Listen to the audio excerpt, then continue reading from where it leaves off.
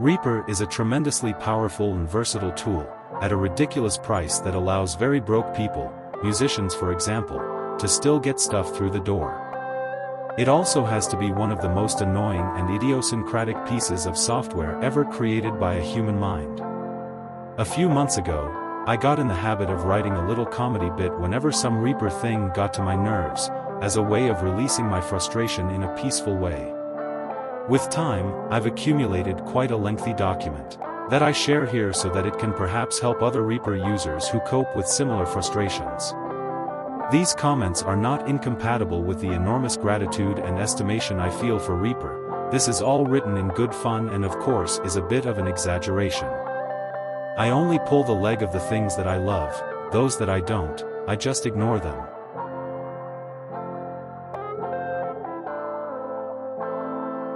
You don't work in Reaper, you work around Reaper.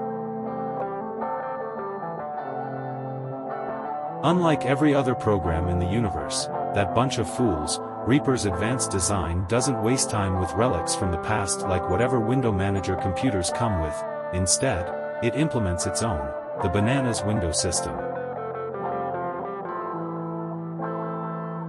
Using Reaper leads you to believe in God. There must be a God, because one cannot conceive that Reaper developers don't get some kind of consequence for their actions at some point.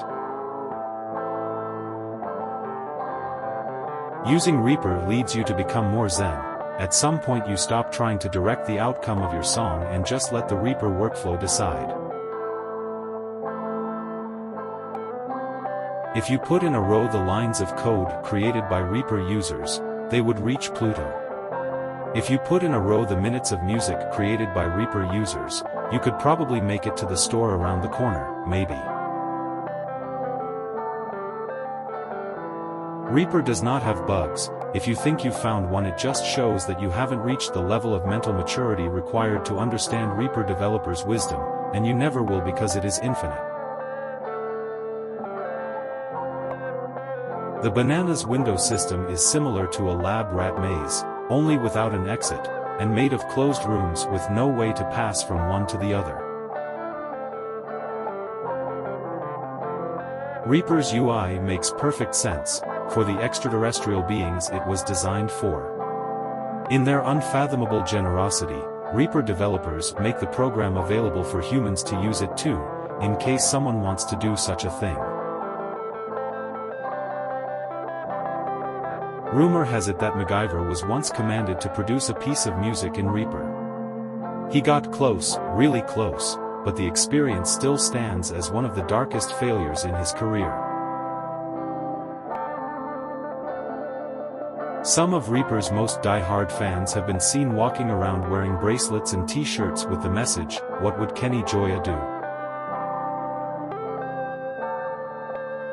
The way Reaper zooms on stuff, sets colors, places and sizes windows, decides where is the window focus, if an action shall be applied to a whole selection or just one of its items, if a tooltip will be shown or not, etc., etc.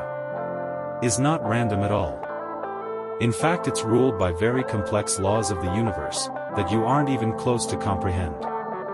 If only you could grasp a glimpse of any of those laws, you would feel instantly crushed by their overwhelming efficiency. It is said that Reaper's default parameters are that strange in order to help users grow hair in their chests, by forcing them to customize things from the get-go. For example, for the upcoming version, it is planned that the first time you run it, instead of a DAW, it will open a solitaire game and an RSS feed and let you figure it out. Reaper has precise algorithms designed so that you can customize it in absolutely any possible way in the universe, except the one thing you are needing at that particular moment. The Reaper forum has an autoresponder message, in case nobody shows up, that to any technical question replies, "Why did you want to do that?" Understanding how Reaper works is a complex, ambitious, demanding, lifelong endeavor, that doesn't leave spare time for frivolous activities, like making music. A design overhaul of Reaper's opening screen will be applied soon. The circular shapes that draw the logo have now been replaced by duct tape rolls, in order to convey more clearly the program's philosophy. An urban legend affirms that the Secret Service in several countries uses Reaper's interface as a tool for interrogation of prisoners. Other reports suggest that it was tested briefly in the past, but soon discarded for considering it too demanding on the prisoner's psyche. Two premises guide Reaper developers when they are deciding what to tackle next. 1. Might come in handy, and 2. I never really liked MIDI.